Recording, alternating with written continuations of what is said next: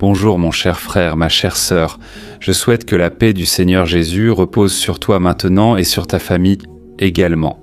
Amen. Je suis le pasteur Antonio Junior, très heureux d'être ici mes frères, pour partager un témoignage. Un miracle que Dieu a accompli dans la Bible, que je crois être l'un des plus beaux miracles qui existent. Tu sais pourquoi ? Car c'est précisément lors de la plus grande pénurie, quand tu n'as plus aucune ressource. À ce moment-là, quand tu te sens au fond du gouffre et que tu penses que ta vie est finie, c'est là que Dieu agit.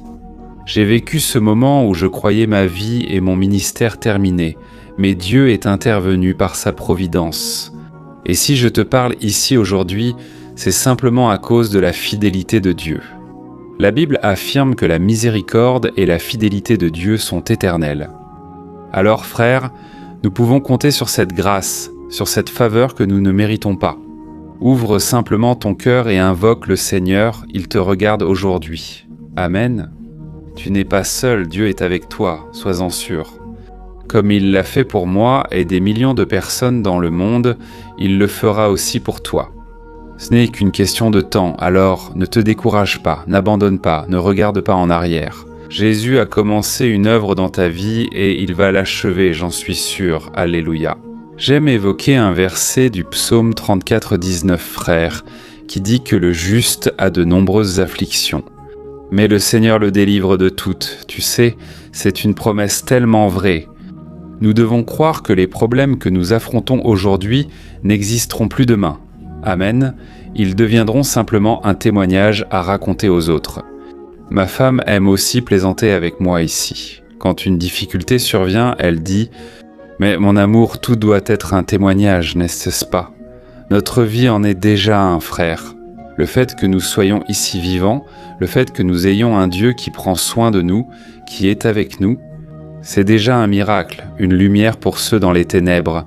La Bible dit que nous sommes la lumière du monde, comme Jésus l'a affirmé. Et il a dit « Tu ne peux pas mettre une lampe sous le lit, tu dois la mettre sur la table de nuit pour éclairer toute la maison. » Mais frères, vous savez quel est le problème ? On pense que parce qu'on est chrétien, qu'on croit en Jésus, on doit toujours être souriant devant tout le monde, tout le temps. Personne ne peut vivre ainsi, frère. Oui, il y a des épreuves. Mais le témoignage, dans ce cas, c'est simplement le fait de persévérer. Le fait de rester ferme sur le chemin de Dieu, sans reculer, c'est déjà une grande victoire. Et beaucoup de gens, vous pouvez en être sûr, se demandent comment un tel y arrive-t-il ? Même en traversant ce désert, même en passant par ce divorce, en traversant cette faillite d'entreprise, en vivant cette pénurie d'argent, la personne reste ferme, continue d'aller à l'église et de prier avec le pasteur Antonio Junior. C'est un témoignage merveilleux, et je vais te raconter ici l'histoire d'Élie quand il est allé rendre visite à une veuve. Découvre ce que Dieu a fait dans la vie de cette femme. Avant que je lise, clique sur « J'aime ». YouTube identifie le contenu comme pertinent et le diffuse à un plus large public. Et abonne-toi aussi à ma chaîne en activant la petite cloche qui va apparaître à côté, d'accord ? Ensuite, tu sélectionnes l'option « Toutes » pour ne rater aucune vidéo que je publierai. Et je vous rappelle, mes frères, qu'ici sur ma chaîne, nous avons aussi l'espace membre. C'est un espace où vous faites une petite contribution. Tu recevras mes livres numériques et tu aideras ainsi. Des institutions caritatives soutenues par moi, ce sont des personnes de Dieu que je connais, qui font vraiment l'œuvre, tu sais, des pasteurs, des missionnaires. Alors clique ici en bas. Regarde, pour devenir membre, c'est très rapide. Il suffit de regarder le petit bouton là. Deviens membre, d'accord ? Gloire à Dieu, frère. Écoutez bien, puis nous prierons pour ce moment difficile que tu traverses. Mais je suis sûr que le miracle viendra à ta porte. Regarde ce qui est écrit dans Premier livre des Rois, chapitre 17, à partir du verset 10, il est dit « Élie a vu une veuve ramasser du bois et lui a posé une question. « Peux-tu me donner un peu d'eau à boire, s'il te plaît ?» Pendant qu'elle allait chercher de l'eau, il a dit « Apporte-moi aussi un petit morceau de pain. » Et elle a répondu « Je le jure par le Seigneur, ton Dieu, je n'ai pas un seul morceau de pain chez moi. Je n'ai qu'une poignée de farine dans un pot et un peu d'huile au fond de la cruche. » Élie, cependant, dit « N'aie pas peur. Prépare d'abord un peu de pain pour moi, puis utilise ce qui restera pour préparer le repas pour toi et ton fils. Car voici ce que dit Jéhovah. Il y aura toujours de la farine dans le pot et de l'huile dans la cruche, jusqu'au jour où Jéhovah enverra la pluie et que les récoltes pousseront de nouveau. Amen. Je vais t'expliquer ce qui s'est passé ici. Tu vas être émerveillé de voir à quel point Dieu est bon, à quel point Dieu est fidèle et miséricordieux. Frères, à cette époque, il y avait une sécheresse. Élie avait prophétisé l'absence de pluie, car le roi Achab et Jézabel gouvernaient alors. C'était un peuple cruel, un peuple qui ne voulait rien savoir de Dieu, et ils adoraient le dieu Baal. Ce dieu Baal était connu pour apporter la fertilité et la pluie. Alors ils mettaient toute leur confiance dans le fait que le dieu Baal allait subvenir aux besoins du peuple. Mais frères, cela c'est de l'idolâtrie, parce que nous savons qu'il n'existe qu'un seul vrai Dieu, le Dieu vivant. Amen. Et alors, Élie se présente devant le roi Achab et dit « Il ne pleuvra plus sur la terre à cause de l'idolâtrie ». Parce que Dieu avait dit dans le livre du Deutéronome que lorsqu'il y aurait de l'idolâtrie, Dieu fermerait les cieux, Dieu n'enverrait plus de pluie. Et Élie était un envoyé de Dieu. Amen. Et alors, frères, la Bible raconte que Dieu a donné une instruction à Élie. Il devait se cacher près du ruisseau, et à ce ruisseau, Dieu le soutiendrait. Quand il était là, au ruisseau, Dieu a commencé à envoyer des corbeaux. C'était ça, des animaux qui aiment la viande. Sauf que ces animaux apportèrent de la viande dans leur bouche et ils ne la mangeaient pas. Ils la donnaient à Élie. Ce fut un grand miracle, et Élie profitait du ruisseau. Il buvait de l'eau et mangeait de la viande. Mais soudain, frère, à cause de cette prophétie, le ruisseau s'est asséché. Alors Dieu a donné une instruction à Élie. Va chez une veuve et cette veuve va te soutenir. Mais frère, quand Élie est arrivé à cet endroit, cette veuve était désespérée, car elle en était à son dernier repas. Frère, elle allait préparer le feu pour faire du pain, puis elle et son fils mangeraient et il n'y aurait plus de nourriture. Autrement dit, ils allaient en train de mourir. Imaginez le désespoir, frère. Je sais que certains ici m'écoutent et vivent cela. Il n'y a déjà plus un sou à la banque d'ailleurs, vous devez de l'argent sur la carte, vous devez dans plusieurs endroits. La personne est dans une grande pénurie, elle ne voit pas le lendemain. Frère, à ce moment-là, la personne n'arrive même pas à réfléchir correctement, elle n'arrive même pas à prier, elle n'arrive pas à lire la Bible, elle n'a de motivation pour rien. Cette veuve, à son dernier repas, a alors reçu une demande intéressante d'Élie. Il lui a d'abord demandé « Pourriez-vous me donner un petit verre d'eau ?» Mais frère, c'était la sécheresse. Et la Bible dit que cette femme, même pauvre dans la pénurie, est allée aider le prophète car elle a dit « Attendez, je vais en prendre un peu pour vous. » Frère, je suis impressionné. Les gens simples, les plus pauvres, sont ceux qui aident et partagent le plus. Dieu aime ce genre de cœur, vous savez. Pendant qu'elle cherchait de l'eau, il a dit « Donnez-moi un petit morceau de pain. » Elle a répondu « Mon prophète, je n'en ai pas. Dieu connaît mon cœur. » Et d'ailleurs, elle a dit « Je le jure, au nom du Seigneur ton Dieu, que je vais préparer mon dernier repas. » Frère, ici j'apprends quelque chose, vous savez. Très souvent, Dieu passe par un chemin auquel on ne s'attend pas. La Bible dit dans Isaïe 55 que le chemin de Dieu dépasse le nôtre. Dieu voit l'avenir et c'est déjà ta vie de demain. À partir du moment où tu te remets à lui aujourd'hui, il peut transformer complètement ta situation, peu importe si cela te semble impossible à tes yeux. Amen. Alors ici, on remarque qu'il a demandé de l'eau et il a demandé du pain, frère. À première vue, cela semble avoir été une demande cruelle, n'est-ce pas? On dirait que Dieu voulait prendre même ce que la femme n'avait pas. Mais en réalité, ce n'était pas une demande égoïste.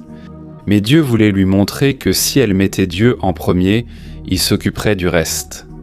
Tu te rappelles ce que Jésus a dit? Cherchez d'abord le royaume de Dieu et sa justice, et tout le reste vous sera donné. Frère, le problème c'est que nous cherchons d'abord toutes les autres choses, et puis à la fin on laisse le reste à Dieu. N'est-ce pas? Quand on voit qu'il n'y a plus de solution, c'est là qu'on commence à chercher Dieu. Non frère, invertissons cet ordre. Commençons à chercher Dieu en premier, et alors les autres choses nous seront ajoutées. Amen. Alors ici, Dieu montre à cette femme « Mets-moi en premier, parce que je ne ferai le miracle que si tu fais le premier pas. » Si tu fais ton pas de foi, tu peux le remarquer dans la Bible, frère.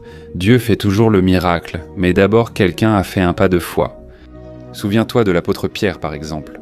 Il a essayé de pêcher toute la nuit avec ses amis, les autres disciples, mais personne n'a attrapé ne serait-ce qu'un petit poisson, même pas une petite perche ou une tilapia.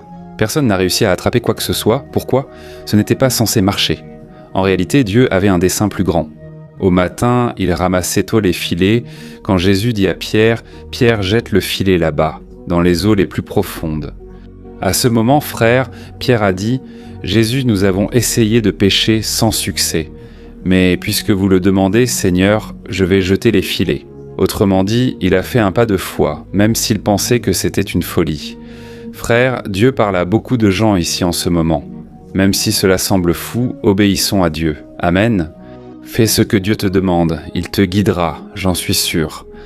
La Bible dit dans le psaume 25, l'homme qui craint le Seigneur, il l'instruira dans la voie à suivre. Amen. Crois-le. Dieu te donnera la prochaine instruction. Il ne t'abandonnera pas. Gloire à Dieu.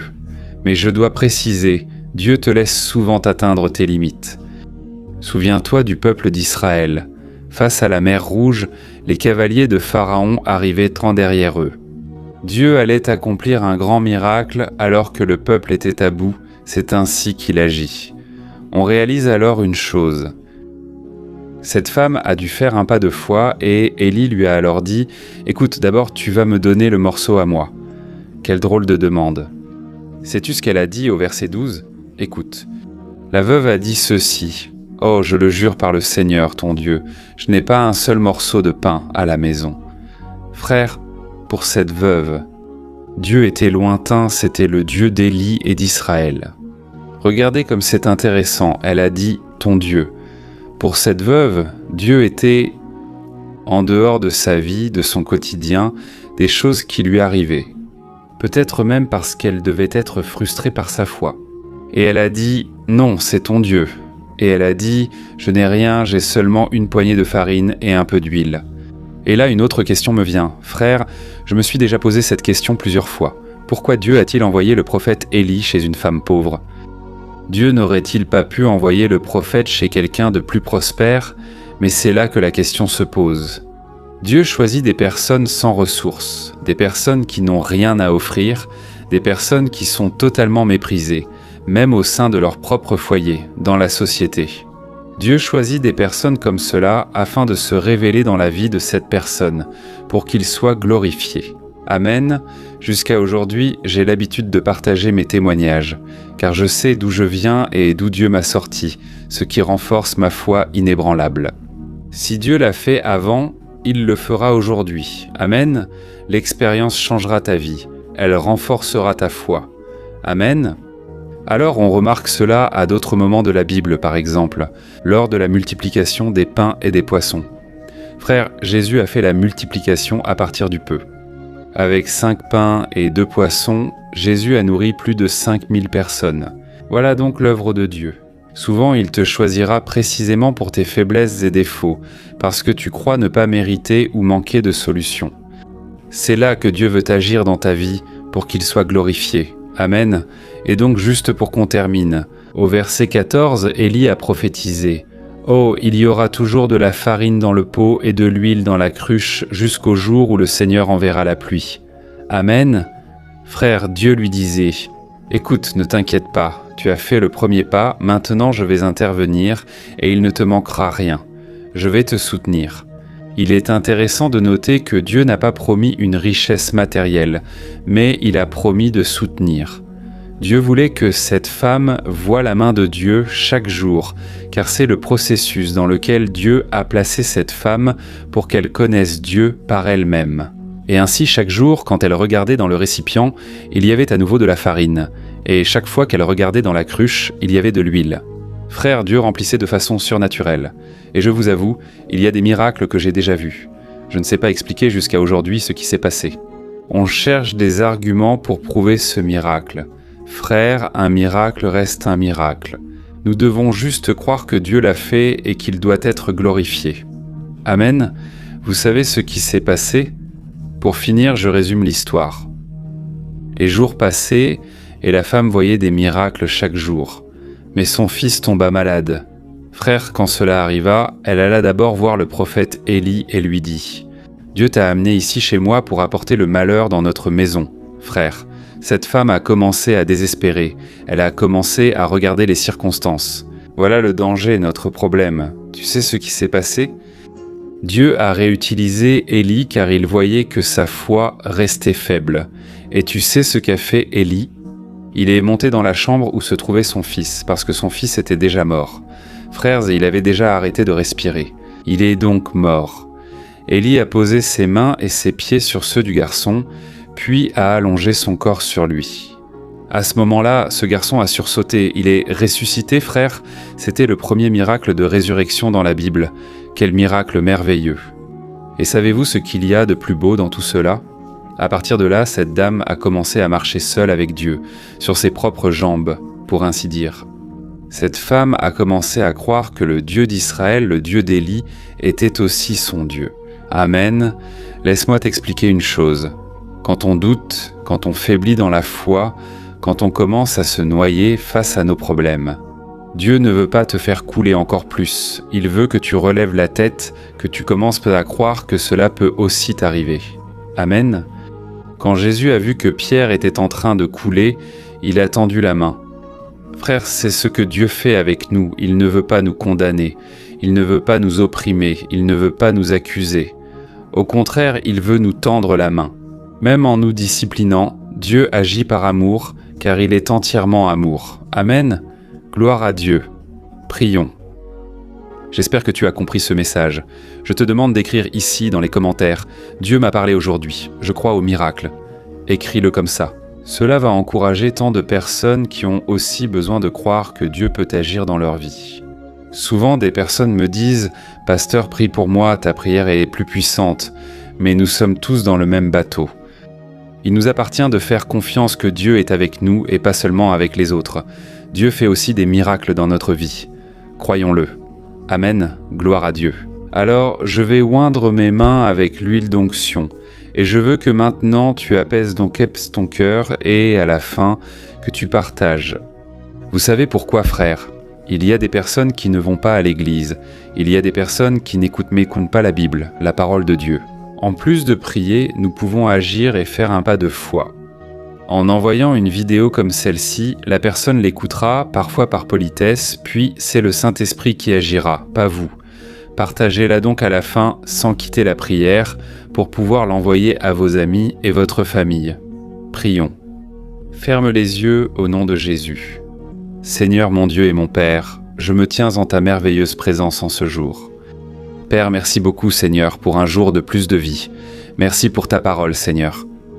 Elle nous donne du courage et nourrit chaque jour notre âme et notre esprit. Ô Seigneur mon Dieu et mon Père, je place devant toi la vie de cet homme et de cette femme. Beaucoup ici, mon Père, sont dans une pénurie totale, ils n'ont pas de nourriture dans le garde-manger, ils ne savent plus vers qui se tourner, ils n'arrivent pas à rembourser le crédit, ils n'arrivent pas à payer les mensualités, ils n'arrivent même pas à payer le loyer. Ô mon Dieu, toi seul sais, Père, combien c'est difficile. Dieu, je crois que tu intercèdes maintenant pour ces personnes, Père. Interviens avec ta providence, Dieu, Seigneur. Aie pitié de ton peuple, mon Père, ton peuple qui souffre, qui crie pour un miracle. Toi seul, mon Dieu, peux intervenir avec ta providence. Ô Dieu, ouvre des portes là où il n'y en a pas, face à tant de situations difficiles. Ô mon Dieu, mon Père, comme avec cette veuve, tu l'as soutenue jusqu'à la pluie. Ô Dieu, je crois que tu soutiendras ces personnes, Père, jusqu'à l'accomplissement de la promesse. Je crois, mon Père, que tu es en train de nous nourrir aujourd'hui. Tu nous donnes le pain vivant descendu du ciel, qui est Jésus-Christ. Alléluia. Ô mon Dieu, je place devant toi, Père, chacune de ces demandes de prière, chacun de ces besoins. Mon Dieu, interviens avec ta providence, mon Père. Je crois que ce n'est pas par hasard que j'ai apporté ce message aujourd'hui. As-tu des plans pour cette personne ? Mon Père, je crois à ta parole. J'ai été jeune et je suis maintenant vieux. Mais je n'ai jamais vu un juste abandonné, ni sa descendance mendier son pain. Ô mon Dieu, que cette parole s'accomplisse, Père, que beaucoup ici maintenant, qui pensent à abandonner, qui pensent à tout arrêter, qu'ils puissent renverser la situation. Alléluia. Qu'ils puissent croire que le Seigneur est avec eux. Ô mon Dieu, merci pour cette œuvre, pour cette porte que tu as ouverte. C'est au prix de beaucoup de larmes, de beaucoup de prières, que cette chaîne a commencé, et je crois que le Seigneur va soutenir cette chaîne. Car beaucoup de vies te connaîtront encore, Jésus. Ô Seigneur, interviens, mon Père, dans la vie de chacun. Il y a des personnes ici, mon Père, qui souffrent dans le domaine émotionnel, qui se sentent seules. Ô mon Dieu, prépare un homme, une femme de Dieu. Mets quelqu'un sur leur chemin, mets de vraies amitiés. Des personnes qui te sont fidèles, qui peuvent marcher côte à côte, qu'ils puissent grandir spirituellement dans tous les domaines. Père, au nom de Jésus, je te demande, continue de soutenir chacun de nous et que nous n'oublions pas le miracle de la veuve. Ce miracle grandiose que le Seigneur a accompli, faisant en sorte que ta gloire se révèle et se manifeste dans la vie d'une femme si nécessiteuse, si démunie. Ô mon Dieu, je te remercie, car tout comme tu l'as soutenu dans le passé, tu as maintenant pris nos problèmes entre tes mains et tu vas intervenir avec ta providence. C'est ainsi que nous espérons et croyons au nom de Jésus que nous prions et te remercions. Amen. Gloire à Dieu. Alléluia.